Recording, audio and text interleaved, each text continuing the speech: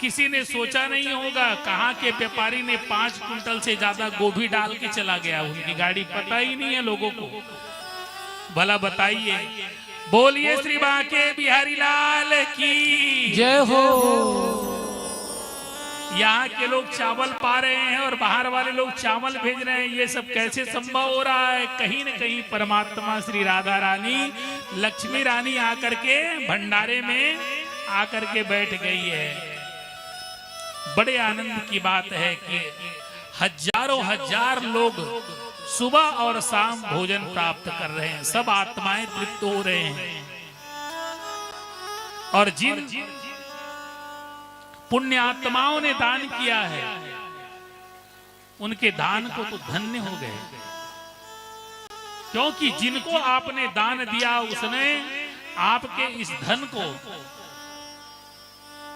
तुरंत ही अन्न के रूप में परिणित करके जो सभी जीवात्माओं को तृप्त कर रहे हैं, तो इनका फल भी तत्काल मिलने वाला है। याद रखिए, इनके जिसने जितना जितना दान किया है उनका फल उसे तत्क्षण प्राप्त होगा। क्योंकि मैं कुछ दान के जो विधान हैं उनको, क्योंकि दान का जो फल होता है उनके लिए कहा गया है, गायत्री जप शुद्धो ही उच्यते तस्मात् दाने जपे होगे पूज्याम सर्व कर्मणि तपो निष्ठा ज्ञान निष्ठा योगिनो यत तथा पूजाय पात्र में ते ही पाप संग क्षय कारणम। देखिए, दान का आप हम सब लोग दान जो देते हैं ना, कुछ दान देने के नियम को भी जान लो। क्योंकि भारतवर्ष दान देने वालों की भूमि है, तो यहाँ दान की तो कमी नहीं होती। लेकिन दान कैसे करना चाहिए और दान किनको देना चाहिए, इनके भी बारे में थोड़ा सा जानकारी रहनी चाहिए। बिना मांगे किसी से यदि व्यक्ति दान करता है, किसी ने आपसे मांगा नहीं कि हमें कथा के लिए कुछ चाहिए, और बिना कुछ आप किए यदि दान देते हो तो 100 रुपए का फल 100 रुपए ही होगा। थोड़ा सा ताली वाली बजाया करें।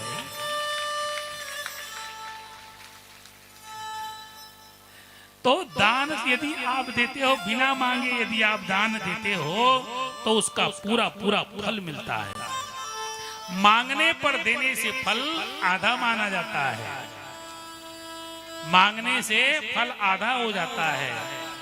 और अपने सेवक को दिया गया जो धन है वो चौथा भाग हो जाता है। यदि आप 100 रुपये देते हो और अपना सेवक है, क्योंकि वो तो सेवा ही करता है, उसकी सेवा से प्रसन्न होकर के दिए हो, तो उनका 25वां भाग आपको प्राप्त होता है, चौथा भाग।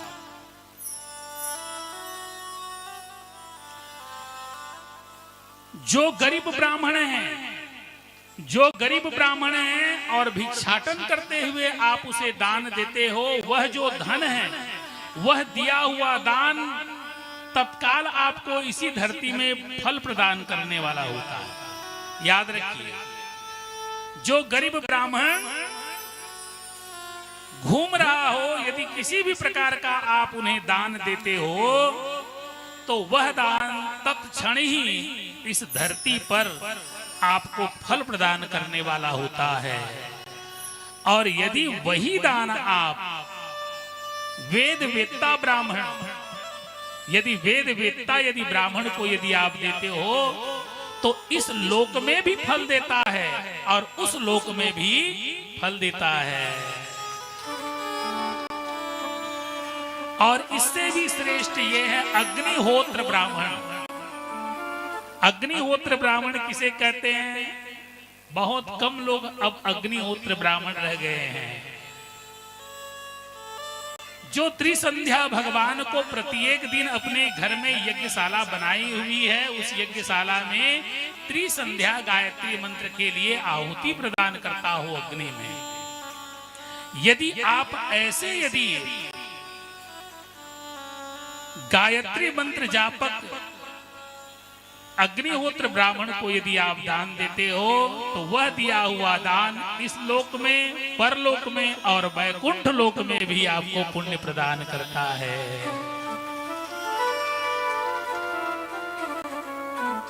लेकिन यही दान यदि आप शिव भक्तों को त्रिपुण्यधारी जो भगवान आदि गुरु शंकराचार्य की परंपराओं के संतों को यदि आप दान देते हो तो वह दान इस लोक में भी कल्याणकारी होता है, परलोक में भी कल्याणकारी होता है, वैकुंठ लोक और अंतोगत्वा शिव लोक में भी वह कल्याणकारी होता है। बोलिए श्री बांके बिहारी लाल की जय हो। इसलिए कलयुग में